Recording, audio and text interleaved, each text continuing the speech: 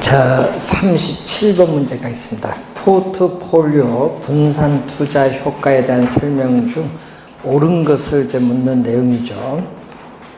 자, 완전한 분산 투자는 모든 위험을 제거한다. 모든 위험, 이게 틀린 질문이죠. 모든 위험을 제거한다 하면은 안 됩니다. 포트폴리오 위험. 자, 우리 그림 한번 또 복습을 한번 해보겠습니다. 포트폴리오 위험. 포트폴리오를 구성하는 우리가 자산의 수죠. 자, 이 그림 한번 보셨을 텐데, 자, 이런 형태로 이제 가죠. 자, 포트폴리오를 구성하는 자산의 수가 이렇게 적을 때는 위험이 이렇게 상당히 높죠. 자, 이 포트폴리오에 따르는 총 위험이에요. 자, 이 포트폴리오에 따른 총 위험은 두 가지 위험의 합으로 구성됐죠. 하나는 체계적 위험, 또 하나는 비체계적 위험. 자, 이 두 위험의 합으로 구성이 되어 있다. 자, 이 그림을 보면은 이쪽 위험 하나 있고 또 하나가 요 밑에 있는 위험 요 하나가 있어요. 이때 요 위험은 비체계적 위험이라고 해요. 개별 부동산의 특성에 따라 야기되는 우리는 비체계적 위험으로서 우리는 투자 대상을 다양화하여 분산 투자를 함으로써 비체계적 위험은 제거를 할 수가 있습니다. 제거할 수 있는 이 비체계적 위험을 우리는 피할 수 있는 위험이다. 그럼 시험 문제 나올 때 주의할 것은 아까 피할 수 있으면 무슨 위험? 비체계적 위험이다. 꼭 기억해야 돼요. 올해도 체계적, 비체계적 나올 거거든요. 여러분 시험 문제 안 낼 수가 없어. 포트폴리오라면. 하여튼 지문에 체계적 위험, 비체계적 잘 구분해 두셔야 되겠고, 자, 요 밑에는, 이 밑에는 체계적 위험. 자, 체계적 위험인데, 경기 침체, 대출 금리 인상, 인플레이션이 발생하면은 시장에 존재하는 모든 부동산에 다 영향을 미치기 때문에 피할 수 있다, 없다? 없다. 네, 피할 수 없는 위험. 그래서 여러분이 위에는 피할 수 있는 위험, 체계적 위험은 피할 수 없는 위험, 시장의 힘에 의해서 야기되는 시장 위험이기 때문에 피할 수 없는 위험. 자, 그러면은 포트폴리오를 구성하는 자산의 수가 이렇게 많아질수록 비체계적 위험은 점점 줄어들다가 여기까지 오면 완전히 제거되고 뭐만 남아요? 요거 체계적 위험, 요것만 남죠. 근데 요거는요, 자산을 많이 더 구성하여도 요거는 없어지지 않습니다. 그래서 모든 위험이 제거되는 것이 아니라 체계적 위험은 제거가 불가능해요. 모든 위험이 제거되는 게 아니죠. 체계적 위험은 제거는 불가능하지만 비체계적 위험은 0까지 줄일 수는 있어요. 모든 위험하면 안 되죠. 뭐가 제거된다? 비체계적 위험을 제거하는 거죠. 양의 상관계수를 가지는 부동산들 사이에는 분산 투자 효과가 없다 하니까 틀린 지문인데, 자, 상관계수는 또 마이너스 1과 플러스 1 사이인데, 아까 시험 문제에 뭐가 나오면 상관계수는 포트폴리오를 구성하는 두 자산 간의 수익률의 움직임. 그래서 시험 문제 보면요, 꼭 이 질문이 나오죠. 수익률의 움직임. 아까 또 뭐라고 했죠? 변동. 수익률의 움직임, 변동이란 용어가 나오면은 뭐가 된다? 상관계수가 돼요. 상관계수. 자, 상관계수가 플러스 1이나 마이너스 1은 이건 양 극단적인 값이에요. 그래서 앞에 뭐를 붙여요? 완전자를 붙인다. 완전. 그러면 마이너스 1일 때는 뭐죠? 완전한 마이너스. 음의 상관관계. 라는 말을 쓰고. 여기는 플러스 1일 때는 여기는 또 완전한 양의 상관관계. 여기는 완전한 양의 상관관계. 자, 그러면 완전한 양의 상관관계는 포트폴리오를 구성을 하여도 피할 수 있는 위험인 비체계적 위험은 제거가 불가능하다. 이거 꼭 기억해야겠죠. 비체계적 위험은 제거할 수 없다. 그렇기 때문에 포트폴리오 효과,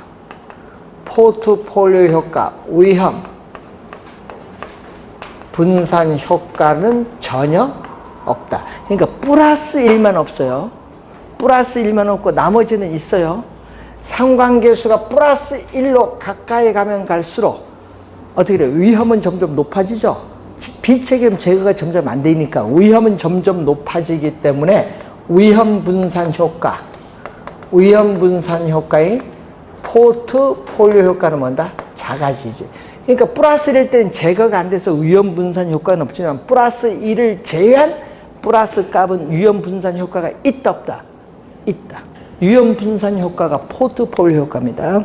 그래서 여러분 2번 틀린 질문 3번 포트폴리오에 포함된 부동산 종류가 많을수록 피할 수 있는 위험인 비체계적 위험은 줄어들죠.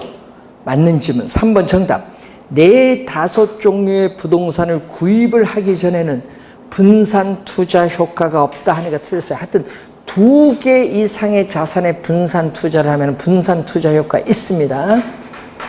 분산 투자로 포트폴리오의 기대 수익률이 줄는다. 자, 이런 포트폴리오는 뭐죠?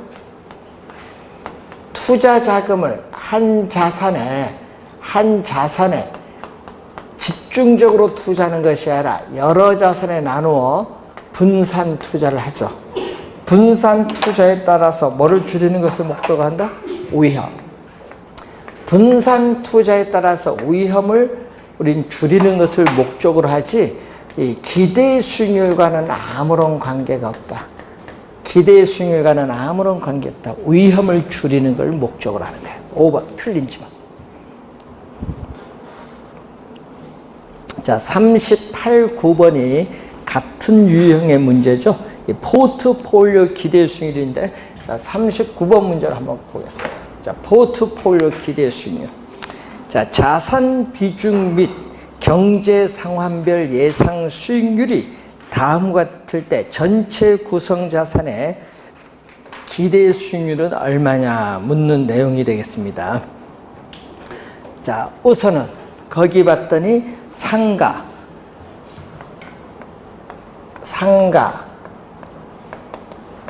오피스텔, 상가, 오피스텔, 아파트가 나오죠. 자, 우선 상가의 기대, 자, 상가의 기대 수익률 얼마냐? 자, 호황일 경우에 몇 프로? 20%. 불황일 경우에는 10%. 자, 호황일 경우에는 20%가 나오고 불황일 경우에는 10%인데 문제는 거기 관로 안에 봤더니 어떻게 돼? 호황률 확률은 몇 프로? 40%. 불황률 확률은 60%. 맞춰야겠어요. 그럼 여기 몇 프로? 8%, 6%. 8%, 6% 더해줬더니 14%. 상가의 기대 수익률은 14%. 자, 그리고 오피스텔의 기대 수익률은 얼마? 오피스텔은 이게 호황일 경우에 25%. 불황일 경우에 몇 프로? 10%. 자, 호황률 확률 40%, 불황률 확률 60%. 그럼 여기 몇 프로죠? 10%. 자, 25%에 0.4를 곱해주면 10%, 요거 6%, 10%, 6% 더해줬더니 16%가 되겠죠. 16%.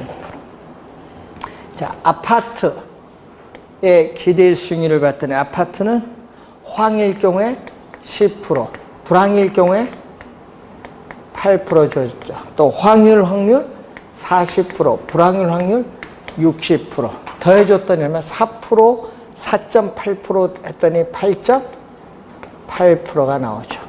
자, 이때 포트폴리오를 구성하는 개별 자산의 우리는 기대 수익률이 나왔거든요. 그럼 전체 구성 자산의 기대 수익률은 어떻게 되느냐? 전체 구성 자산의 기대 수익률은 자, 포트폴리오를 구성하는 개별 자산의 기대 수익률인데 상가는 몇 프로?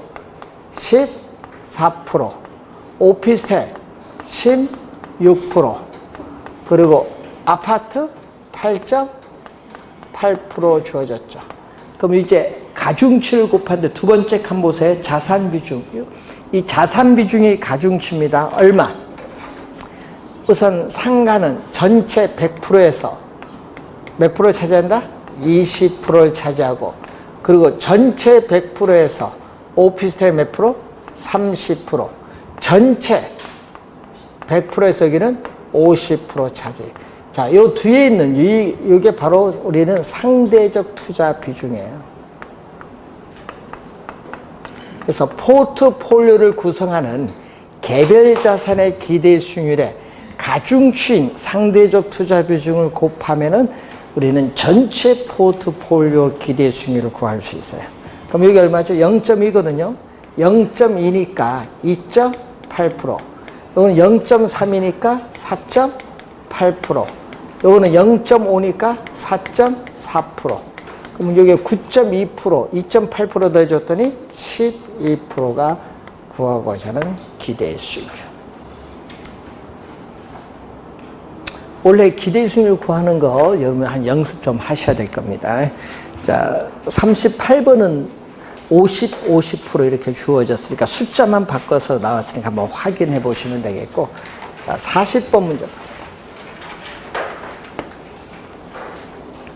자, 1,000억 원의 부동산 펀드가 빌딩 ABC로 구성되어 있다. 다음 설명 중 옳은 것은 얼마냐? 자, 옳은 것을 찾는 내용입니다. 부동산 펀드의 기대 수익률.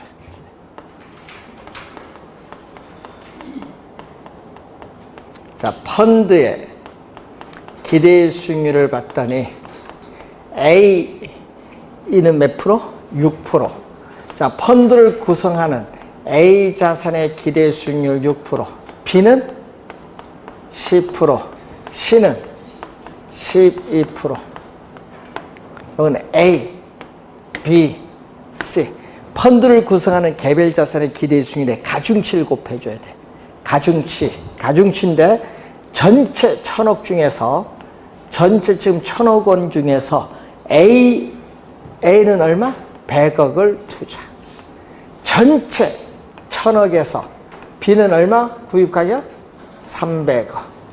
전체 1,000억에서 C는 얼마? 600억. 이게 가중치. 지금 이게 바로 우리는 가중치. 투자 비중. 상대적 투자 비중 가중치. 그럼 이게 몇 프로죠? 이게 0.1이죠. 0.1이니까 0.6%. 요거는 0.3이니까 3%. 여기는 0.6에 12%니까 7.2%. 다 더해줬더니 10.8%. 1번 틀렸죠? 10.8%입니다. 2번, 빌딩 A는 빌딩 C보다 기대 수익률 6%로 가장 낮고 표준 편차 위험도 4%로 가장 낮다. 그래서 뭐죠? 고위험 아니라 저위험, 저수익 투자 부동산. 2번도 틀렸고, 3번 요구 수익률이 10%다. 자, 투자자의 요구 수익률이 몇 프로? 10%면은 기대 수익률이 요구 수익률보다 크면은 투자를 뭐 한다? 채택을 하죠. 3번도 틀렸고, 자, 지금 펀드 ABC인데 이 부동산 펀드의 빌딩을 추가로 편입한다. 그럼 포트폴리오를 구성하는 자산의 수가 많을수록 뭐가 줄어드는 거야? 피할 수 있는 위험이 비체계적 위험이 줄어들죠. 체계적 위험이 아니라 비체계적 위험이 줄어들 것이다. 그럼 체계적 위험은 제거 안 됩니다. 자, 5번. 5번은 요거의 역수. 여러분, 아까 우리 앞에서 푸른 용어 중에 변이계수라는 용어가 있어요. 변이계수와 역수의 관계 있는 게 요거. 위험, 한 단위다. 기대 수익률. 여러분, 시험 문제에 위험 한 단위나 기대 수익률 이렇게 주니까 여러분은요, 문제를 풀 땐 요건 빼버려요. 위험 한 단위다. 뭐만 생각해, 여러분은? 기대 수익만 봐, 그 표에서. 그러니까 답이 이상하게 나오는 거지. 위험 한 단위란 기대 수익률. 위험은 표준 편차. 표준 편차 1%당 기대 수익률은 얼마냐. 요걸 보는 거죠. 자, A는 얼마? 표준 편차 4%, 기대 수익률 6%, 2분의 3이니까 1.5. B는 표준 편차 몇 프로? 7%, 기대 수익률 10%니까 약 1.4. C는 표준 편차 10%, 기대 수익률 12%니까 1.2. 위험 한 단위당 기대 수익률이 가장 높은 건 뭐? A, 5번. 자, 또 표 주어졌거든요. 표 주어져 또 해석을 들어가는 거예요. 표 해석 들어갈 때 또 5번이 또 정답으로.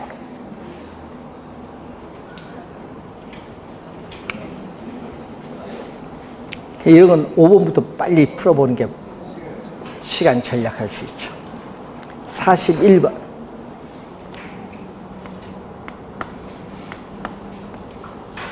자, 오이합. 기대 수익률 평면에서 자, 요즘 A, C, D, E 이게 바로 뭐죠? 주어진 동일한 위험에서 최고의 기대 수익률을 나타내는 포트폴리오를 연결한 이 곡선을 효율적 프론티어. 1번 맞는 지문이에요. 2번 A에 50% 투자, C에도 50% 투자했을 때 요거 뭐죠? A 플러스 C 포트폴리오의 기대 수익률이 요 A, C 중간이에요. 왜? 50 투자했으니까. 그럼 또 이번 A에도 50%, D에도 50%, 또 50 투자하면 또 수익률은 A, D 수익률의 뭐? 또 중간. 요것이 바로 또 A 플러스 D. 어디가 높아요? A, C보다 A 플러스 D 포트폴리오 수익률이 높다. 3번 설명. 2번 설명. 3번은 요거죠. B는 자, 평균 분산의 지배의 원리에서 위험이 똑같죠. 위험이 동일할 때는 기대 수익률이 낮은 B보다 기대 수익 높은 뭐를? C를 선택한다. 지배의 원리에서. 여기 3번 설명.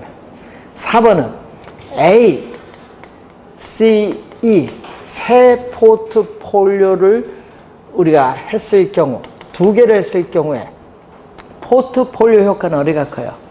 저 그림 보세요. 포트폴리오를 구성하는 자산이 두 개, 세 개가 많죠? 자산의 수가 많을수록 그림 보니까 비체계적 위험은 더 많이 제거되죠? 비체계적 위험이 더 많이 제거되는 것은 포트폴리오 효과가 큰 거예요. 자산의 수가 많은 것이 적은 것보다 포트폴리오 효과는 크다.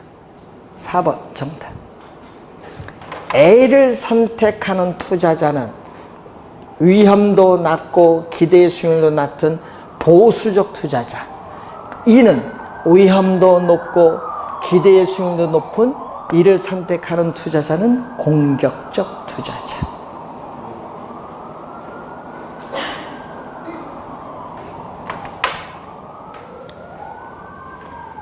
(42번) 문제로 갑니다.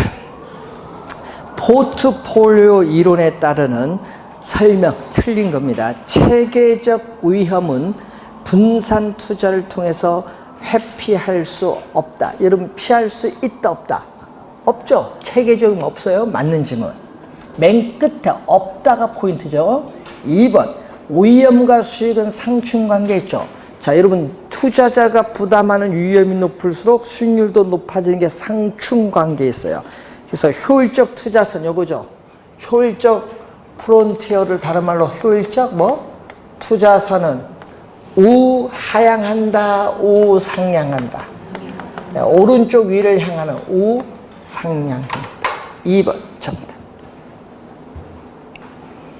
투자자 무차별 곡선과 효율적 투자선. 여러분 투자자의 위험에 대한 태도. 자, 이렇게 투자자의 위험에 대한 태도를 나타내는 무차별 곡선과 효율적 프론트가 요거 뭐 하는 점? 접하는 점. 접점의 동그라미. 이 접하는 점, 접점에서 뭐가 달성된다? 최적 포트폴리오가 달성된다. 접점입니다. 만나는 점 하면 안 됩니다. 접하는 점, 접점이라는 거. 접점에 동그라미 치시고.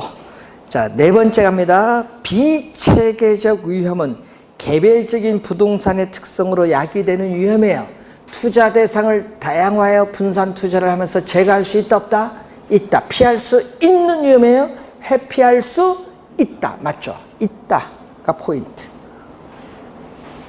5번. 포트폴리오를 구성하는 자산의 수익률 간 상관계수가 마이너스예요. 자, 여러분 마이너스일 때는 완전한 음의 상관관계거든요. 이때는 포트폴리오를 구성하는 자산의 구성 비율을 조정하면은 피할 수 있는 위험인 비체계적 위험은 어디까지? 0까지 줄일 수 있다. 그러니까 어디로 갈수록 좋은 거예요. 마이너스 1로 갈수록 비체계적 0으로 가까이 가니까 포트폴리오 효과는 크죠. 마이너스 1로 갈수록 좋은 거예요. 그래서 마이너스 1로 갈수록 크고 플러스 1로 갈수록 작아요. 그러니까 플러스 1보다 마이너스 1로 갈수록 포트폴리오 효과는 크다. 여기 5번 선.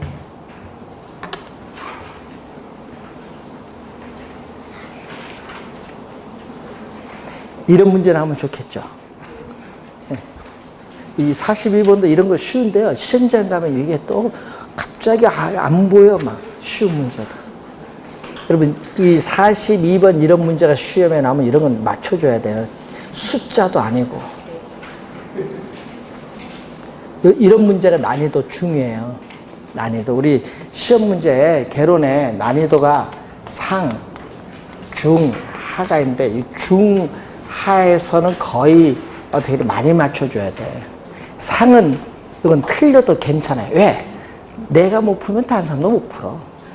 이거는 신경 쓰지 마세요. 그런데 여러분은요, 공부하는 거 보면 여기에 신경 너무 많이 써. 여기에 신경 써야 되는데.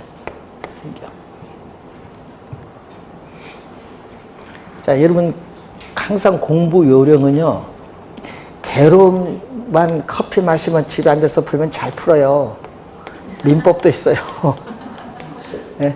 그러니까 여러분 이제 모의고사 이제 7월부터 모의고사 이제 들어가면 시간 배분 한번 보세요.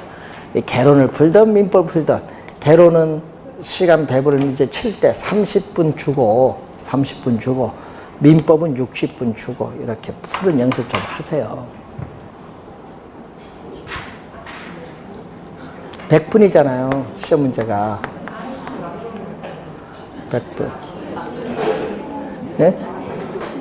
개론 30분 딱 풀어서 옮기는 연습해야 돼. 답지 옮기는 연습. 점수는 신경 쓰지 말고 답지도 못 옮겨. 왜 이게 안 돼가지고 옮긴데. 왜냐? 옮기다가 한 칸 네 대 쓴 사람도 있어요. 번호가. 여러분 그래서 조심해야 하는 게 여러분 시험 딱 치고 나서 3, 4번에 시험 땡 울리기 전에 3, 4번 답지 밖으로 안 바꿔줘요. 그래 내락해 그거. 그러면 또 어떻게 돼? 바꿔줘서 하면 답지 뺏어가거든요. 막 울며 쫓아갑니다. 그러면 어떻게 돼? 안 주면요 그 앞에 빨간 시 적어버려. 컨닝 채팅했다. 그럼 0점 처리야. 예? 그래서 옛날은 봐줬는데 요즘은 안 봐줘요. 예? 그래서 어떤 분은 뒤에서부터 답지 가져오라 해. 앞으로 막 걸어가면은 막 사람들 막 민감해. 그러니까 이제 풀면서 답 옮기 연습하세요. 그게 제일 정확해. 하나 틀리면 뭐 여기 있잖아요. 쫙 붙이면 되잖아요. 알죠? 수정 테이프. 볼펜으로 하면 안 되고 이거 테이프. 그런 것도 연습 좀 하시고. 자, 그리고 칠 때 이렇게 쳐야 됩니다. 그러면 10분 남아요. 10분 남으면은 10개 안 풀었잖아요, 개로. 그거 풀면 되지. 쉬운, 딱 보면은 상 10개 안 풀었잖아요. 쉬운 거 2개 딱 풀면은 이제 한 7, 8분 남았어요. 이제 무엇을 찍을 것인가 이제 생각을 이제 그 시간에 해야지. 이렇게 합격을 해요, 여러분이. 이렇게 되면 시간 여유가 있어요. 그런데 여기 50, 50 하면 떨어집니다. 개론 50점 하면 떨어져. 이런 민법, 여러분 쉬운 게 아니에요. 민법 시간 많이 활용해야 돼요. 개론은 10개 포기했잖아요. 포기. 10개 뭐 포기했어? 상, 계산 문제, 8문제, 10문제 중에 2문제 푼다 치고 8개 포기했잖아요. 그 왜 풀어, 계산 문제를? 여러분, 그날 딱 가서 수식해서 간단한 거 아니면 여러분 시간 오래 걸려. 시간 왜 뺏겨? 풀고 떨어지라고 내는 문제인데. 그래서 이제 연습을 할 때는 항상 한글을 좀 푸세요. 한글. 숫자 말고 한글. 네? 한글을 먼저 푸세요. 그리고 한글 풀 때 좀 주의를 좀 해야 되는 게 새로운 지문 나올 때 좀 주의하시면서 연습 좀 해야 돼요. 그리고 작년에도 시험에 이제 우리 결혼 시험장 보면요. 작년 시험에 그 점수들이 안 나온 이유들이 뭐냐 하면은 작년 시험 보면 무슨 암기 비법이 있어요. 결혼에 이해를 못하면 못 풀어, 요즘에. 여러분 출제 기준이요. 암기 갖고 딱 맞출 수 있는 문제는 8문제 내외예요. 그러니 점수가 안 나오지. 개론 좀 이해하면 7, 80 나오는데 안 나온 사람 너무 격차가 벌어져. 점수 분포를 보면. 그래서 작년에도 그런 점수가 너무 많아요. 예? 그래서 가장 우리는 그런 얘기를 많이 해요. 동영상에 개론 다 버려놨다고. 얘는 동영상 없을 때는 공부 열심히 했는데 요즘은 시험에 안 나올 것만 공부하는 것 같아. 예? 여러분 출제위원들이 막 뭐라 해요. 이 개론 교수들 보고. 제발 좀 시험 나올 거 강의하라고. 왜 시험 안 나올 거 강의해? 그래서 시험 치고 나서 욕은 누구한테 해? 출제 교수한테 하고. 예? 여러분이 지금 동영상의 가장 큰 문제지 먼저 시험에 안 나올 거 강의하는 게 80% 넘어. 다 분석을 하잖아요, 위에서. 그걸 모르고 뭐 들어? 시험 안 나올 걸? 나중에 시험 쳐보면 알아요, 여러분. 다 본 시험 딱 가면은. 좀 이제 하면은 공부할 때 그러면 요거는 좀 공부하지 말고 여기서 좀 많이 맞추자. 여기서 몇 개? 70점 맞추자. 예? 여기서 70점 맞아야지. 예? 그럼 여기서 70점인데 몇 개요? 28개예요. 28문제. 28문제 4문제 틀려도 60점이에요. 틀릴 수도 있지. 예? 헷갈려서. 그러면 요거는 괜찮아요. 요걸 완벽히 공부하면은 여러분 이제 방학이니까 방학 서비스로 여기 8개씩이에요. 14회 시험에 저희들이 인력관리공단 고시 제2팀이 여러분 중개사 담당해요. 그 팀장 전효준 박사하고 출제위원들이 합의를 했어요. 다 8개씩 하기로. 그러면은 그날 요걸 공부를 해야지 70점. 이걸 확실해야 자기가 푼 답이 맞았다는 전제에 찍어 들어갈 거 아니에요. 찍어 들어가지. 근데 딱 찍었는데 계산 문제 10문제 나왔다. 2문제 쉬운 거 1분 내에 풀었어. 근데 그 문제가 답이 하나는 1번이야. 탄력성 풀었는데. 또 하나 아까처럼 박스 나왔는데 5번이 답이야. 야, 그러면 완전 신문 거야. 그럼 나머지 계산 1, 5번 답이 아니다. 딱 하고 여기서 찍어 들어가는데 빨리 봐야지. 답지 다 보입니다. 보면은 딱 보는데 2번에 보니까 답이 3개밖에 없고 3번에 답이 10개다. 그럼 2개 틀렸어, 우선. 3번 1개라면 2개 틀렸잖아요. 당연한 거고. 4번 7개다. 아, 그러면은 어느 거 찍어야 돼? 계산 문제 다. 볼 거 없지. 2번 다 찍어야지. 어떤 뭐, 너무 2번 많이 빈다. 작년에 계산 문제 2번이 5개잖아. 그 다 찍어 들어가지. 무슨 계산을 해. 시간이 없는데. 계산 문제 맨 마지막 풀고 한글을 많이 맞추자 이거야. 한글. 한글을 많이 맞춰야 돼요. 그래야 찍는데 요령이 있어요. 네? 그래서 여러분 출제할 때 이제 출제 뭐 방법이 있거든요. 그래서 여러분 찍을 때 요걸 잘 찍어야 돼. 그래서 개론도 몇 개? 28개. 민법도 28개. 공법, 공시법, 세법 다 있죠? 합쳐서 28개는 완벽히 공부를 해야 돼요. 그래서 방학 오늘 가셔서 내일 중복이잖아요. 그래서 곰곰이 집에서 생각해 보세요. 방학 동안에 무엇을 할 것인가. 그래서 우선은 포기할 것부터 가서 X표 빨리 하세요. 공부 안 할 거. 공부 안 할 거 공부하면요. 시간만 버립니다. 공부도 틀린데 뭐로 공부해 틀릴 거예요. 그 과감히 X표 하고 맞출 것만 열심히 하세요. 그럼 X표 하는 건 할 필요가 없어. 예? 그러면 여러분이 우리 예를 들면은 우리 공법 같은 경우는 행정법 교수가 출제하죠. 그럼 출제를 행정법 교수 출제를 하는데 예? 자기들 행정법 교수들도 법 뭐 바뀐지 몰라. 그러니까 어떻게 돼? 딱 시험해서 선정할 때 딱 최근 법 바뀐 거 딱 갖다 놓고 출제된 문제 확인을 하나씩 하거든요. 그런데 문제는 그러다 보니까 막 이상한 지문들도 가끔 들어와. 그래서 공부할 때 공법도 다 공부하면은 여러분 한도 끝도 없어. 빨리 포기할 거 포기를 딱딱 해야지. 그러니까 여러분 있잖아요. 나는 계속 국기법만 10번 받아. 그럼 국기법 다 맞춰야지. 근데 나는 심칠 때마다 도시개발법 다 틀린다. 그럼 다 틀려야지. 그거는 공부 안 하고 틀려버려야지. 그러면 여러분에서 우리가 공법 예를 들면 뭐 있잖아요. 해서 한 3단원만 딱 공부하면 이게 60점이다. 그럼 그것만 하면 되지. 예? 그거 보소. 국기법, 건축법, 주택법 하면 60점이지. 그것만 딱 하고 나머지 찍으면 될 거 아니야. 예? 가장 어려운 게 좀 출제하면요. 최근 10년간 보면 제일 여러분에게 어렵게 게 도정법하고 도시개발법인데 그쪽은 계속 법 바뀌니까. 그러니까 요걸 완벽히 정해서 아까처럼 찍어 들어가면 돼요. 8개씩이잖아. 그러니까 자기가 공부한 건 다 맞았다는 전제 하에. 그렇죠? 예? 그래서 그런 걸 잘 하셔야 돼요. 요즘에 보니까 찍는 것도 하나의 실력이에요. 그래서 공부할 때 참고 많이 삼으세요. 근데 그걸 연습을 하려면은 40문제 놓고 연습을 해야 돼요. 40문제. 그래서 여러분 우리 9월달 가면 모의고사 나오잖아요. 개로는 답이 다 8개씩이에요.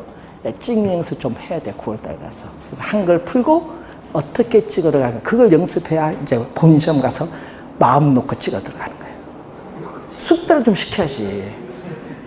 그날 가서 찍으면 여러분 또 불안해서 못 찍어. 모의고사 치면서 연습 좀 하셔야 돼. 9월달 가서는 그런 걸 연습하는 겁니다.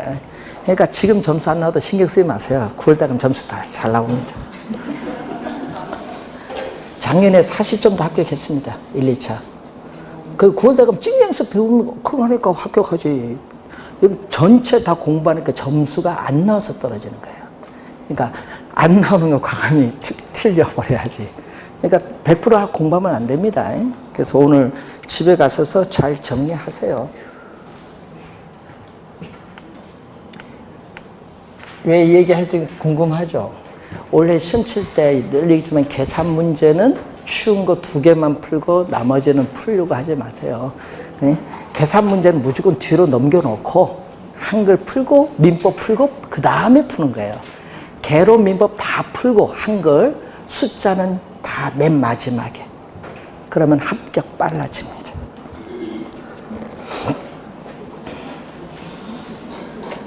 자, 45번 문제로 갑니다. 157페이지. 자, 투자자 갑은 부동산 구입 자금을 마련하기 위해서 3년 동안 매년 연말 동그라미. 연말 3천만 원씩을 불입하는 정기적금에 가입했다. 자, 이 적금 이자율이 복리로 연 10%를 하면 3년 후에 이 적금의 미래 가치는 얼마냐? 자, 여기 현재거든요. 현재 1년 만 2년 만 몇 년? 3년 말 얼마씩 적립? 얼마씩? 3천만 원씩 적립. 그런데 문제는 지금 적금 가입해봤죠? 그 만기 되면 어떻게 돼? 여러분 돈 넣자마자 만기 되면 그냥 이자 없죠? 찾으면 돼요. 3천만 원 적립을 하자마자 찾습니다. 그러니까 이자가 없어. 그냥 3천만 원이야. 그럼 2년 말에 3천만 원 적립하면 1년 동안에 뭐를 받아요? 이자를 받습니다. 이자 얼마? 10%니까 1 플러스 얼마? 0.1에 1승. 1년 동안 이자를 받았어요. 자, 그러면 1년 말에 3천만 원을 불입하면 이자는 몇 년? 2년 동안 이자를 받아야 돼. 1 플러스 0.1인데 복리로 계산하니까 제곱. 자, 그럼 이건 얼마죠? 3천만 원에 1.1을 곱해주면 3,300만 원. 1.1을 제곱하면 1.21이에요. 3천만 원에 1.2를 곱해주면 3,630만 원. 요 세 가지를 다 더해주면 얼마냐? 얼마? 9,930만 원이 정답. 9,930만 원. 시험에, 여러분 본 시험에 가면 내면요. 3년 아니면 4년이야. 3년 한 2년 너무 짧고 3년 하면 4년. 자, 46번 문제로 갑니다. 5년 후 동그라미. 5년 후가 나오면요. 미래가치 계산이에요. 5년 후 주택자금 1억 원을 마련하기 위해서 매년 적립을 해야 될 액수. 자, 매년 적립을 해야 될 액수. 요거죠? 매년 적립금, 적금액을 구하는 거예요. 근데 뭐죠? 5년 후 얼마를 만들기 위해서? 1억 원. 자, 5년 후 1억 원을 만들기 위해서 정기적금에 가입을 했는데 매 기간 불입을 해야 될 적금액 얼마냐 구해주는 개수를 우리는 감채기금계수. 감채기금계수 개념 시험에 많이 나오죠. 감채기금계수 몇 프로? 지금 10%고 몇 년? 5년. 그래서 여러분 감채기금계수를 곱해줘야 된다. 적립금 구할 때는. 3번 정답. 자, 47번. A는 부동산 자금을 마련하기 위하여 2000 몇 년 1월 1일 현재 2년 동안 매년 연말 또 연말에 동그라미 2,000원씩을 불입하는 상품에 가입을 했는데 이 상품의 현재 가치는 얼마냐? 자, 현재 주어졌죠. 1년 말, 2년 말 얼마? 2,000원. 2,000원. 자, 그러면 현재 얼마죠? 할인합니다. 현재 1년 후에 2,000원이 현재 얼마? 할인하면 할인율 10%. 0.15의 기간이 1년이니까 1승. 1.1로 나눠주면 돼요. 그러면 2년 말에 2,000원은 현재 얼마냐? 할인을 하는데 할인율로서 10% 0.1인데 몇 년? 2년 제곱 1.21로 나눠주는데 요 두 개를 더해주면 얼마? 두 개를 더해주면 할인해서 더해주면 3,470 약 1원 정도 나와요. 근데 문제 거기 관료안에 보니까 10원 이하는 절사라는 거 없애버린다. 그러니까 공 두 개만 붙이면 되죠. 절사를 했으니 3,400원이 정답. 3,400원이 정답. 자, 49번 문제로 갑니다. 미래 가치와 현재 가치 계산에 대한 설명으로 틀린 것은 감채기금계수 아까 5년 후 뭐 1억 원을 만들기 위해서 후가 나오니까 요 미래 가치를 계산하는 공식이고요. 일시불의 현가계수는 일시불의 내가계수 역수로서 할인율이 R일 때 N년 후의 이론, N년 후의 이론이 현재 얼마인가 구해주는 개수를 일시분의 현가계수죠. 자, 연금의 현가계수는 매년 1원씩 N년 동안 받게 되는 연금을 현재 일시불로 환원한 금액을 구해주는 겁니다. 일시불이 떴어요. 그러면 연금의 현가계수입니다. 연금의 현재 가치는 매 기간 연금액에 뭐를 곱해주면? 연금의 현가계수를 곱해주면 돼요. 4번이 그렇고 그러면 또 매 기간 연금액 매 기간 받는 연금액의 내가계수를 곱해주면 어떻게 돼요? 연금의 내가계수를 곱해주면 뭐를 구할 수 있다? 연금의 미래 가치를 구할 수 있지. 자, 5번. 저당 상수는 일정한 금액을 빌렸다. 대출받았을 때 매 기간마다 갚아 나갈 원금 이자의 합계를 구하기 위한 것인데, 연금의 내가가 아니라 저당 상수는 연금의 현가계수의 역수다. 연금의 현가계수 역수. 자, 50번. 화폐 시간가치에 관한 설명으로 드린 것은 연금의 미래가치 계수를 계산하는 공식에서는 이자를 계산하는 방법으로 이자의 이자를 지급을 하는 복리 방식을 채택합니다. 자, 원리금 균등 상환 방식. 자, 여러분, CPM은 원리금 균등 상환 방식으로 대출을 받았을 경우에 우리는 매년 원리금 상환액을 구하기 위해서는 뭐다? 대출금에 뭐를 곱해준다? 저당 상수를 곱해준다. 자, 여러분, 요 수식은요 절대 잊어버리면 안 됩니다. 올해 출제합니다. 대출금에 저당 상수를 곱해야 원리금 상환을 구한다. 올해 10월달 출제하는 수식이에요. 상당히 이거는 꼭 기억하고 다니셔야 됩니다. 자, 2번 맞는 지문이고, 3번 5년 후 주택 구입에 필요한 자금 3억을 마련한다. 자, 또 5년 후 얼마를? 5년 후 주택 구입에 필요한 자금 얼마를 마련하기 위해서? 3억 원을 마련하기 위해서. 매 기간 불입을 해야 돼. 매 기간 불입을 해야 돼. 적금액, 적립금을 구하기 위해서는 뭐를 곱해주면 된다? 또 감채 기금계수를 곱하면 되죠. 3번 정답입니다. 감채기금계수를 곱해야 한다. 뭐라고 해놨어요? 연금의 현가계수가 아니라 감채기금계수를 곱하여 구합니다. 자, 4번에 매월 말 50만 원 수익, 매월 말 50만 원씩 5년간 들어올 것으로 예상되는 임대료 수입의 현재 가치. 자, 한번 볼까요? 자, 현재 첫 번째 달 얼마? 50만 원. 두 번째 달 50만 원. 5년이니까 몇 개월? 60개월. 50만 원씩 들어와요. 현재 가치 구합니다. 임대료 수입 현재 가치니까 할인해야 됩니다. 50만 원 1 플러스 R. R은 월 이자율. 월 이자율로 할인 1승이죠. 그리고 두 번째 달 또 할인하면 1 플러스 R에 기간이 2개월. 제곱. 이런 식으로 오면 마지막 얼마? 50만 원에 1 플러스 R에 뭐 60수. 이걸 다 더해주죠. 그러니까 매 기간마다 받는 임대료 수입을 현재 가치로 일시불로 환원했죠. 이게 바로 뭐죠? 지금 임대료 수입의 현재 가치가 바로 우리 연금의 현재 가치죠.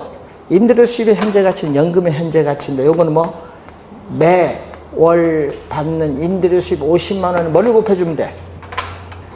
뭐를 곱해주면 돼? 여러분, 일시불로 환원한 금액을 구해주는 개수를 뭐라고 해? 연금의 현가계수를 곱해주죠. 연금의 현가계수는 뭐의 역수? 연금의 현가계수는 저당상수의 역수. 저당상수의 역수. 밑줄 긋고 여기에 바로 연금의 현가계수. 자, 5번 지문을 보면은 상환비율. 상환비율은 대출금에 뭐를? 대출금에 상환된 원금을 얘기하겠고, 그리고 잔금 비율은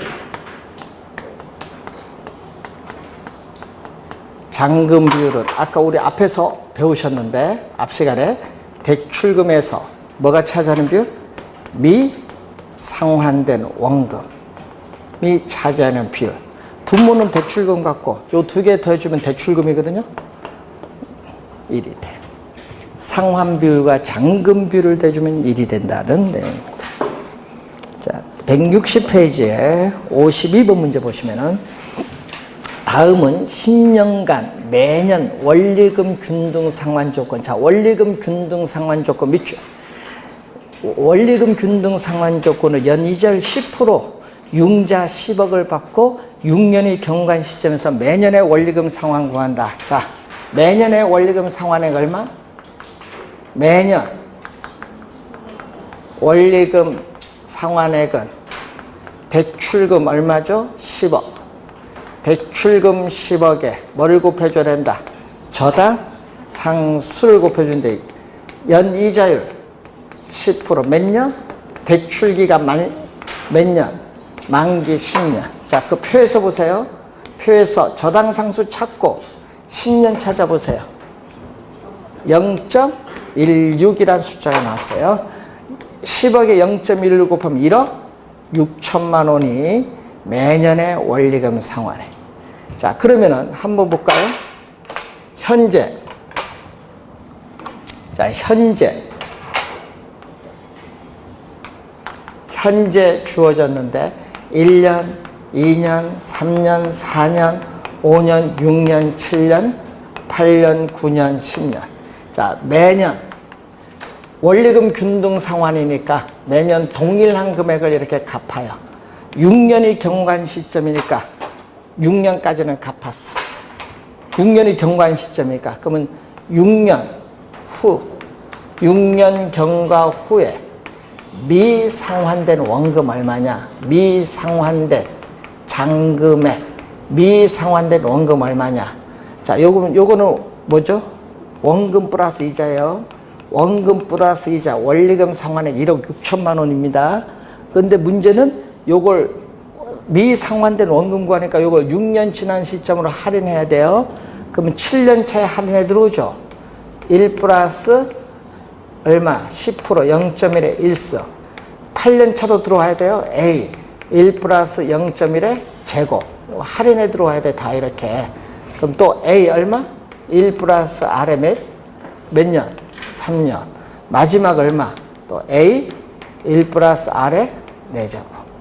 자, 요 수식은 또 A라는 공통되는 거 묶어내면은 1 플러스 R에 1서. 1 플러스 R에 4승분의 1인데, 요게 뭐냐면요.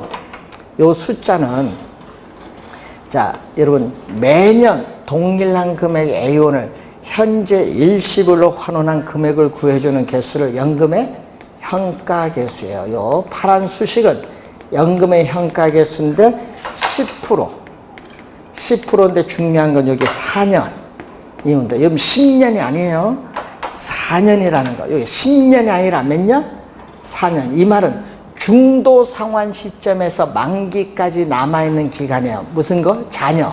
중도 상환 시점에서 만기까지 남아있는 기간에 연금의 현가계수 여기 A 곱해주면 돼. 얼마? A는 1억 6천만 원에 찾아봅니다. 표 연금의 현가계수 4년 얼마? 3.16 곱해주면 약 5억 넘네요. 그 2번 정답.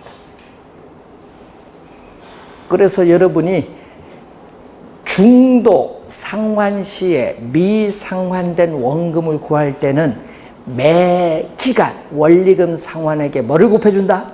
연금의 현가계수를 곱해주는데, 연금의 현가계수는 중도 상환 시점에서 만기까지 남아있는 기간의 연금의 현가계수를 곱해준다. 그걸 알면은 이제 풀리는 문제. 한번 확인해 보시기 바라고, 우리가 다음 주에는 여러분 54번 문제 영업의 현금 흐름 계산부터 시작하도록 하겠습니다. 자, 여러분이 다음 주 모의고사 잘 치시고요. 휴가 잘 갔다 오시고 우리가 8월 첫째 주에 뵙겠습니다. 수고 많으셨습니다.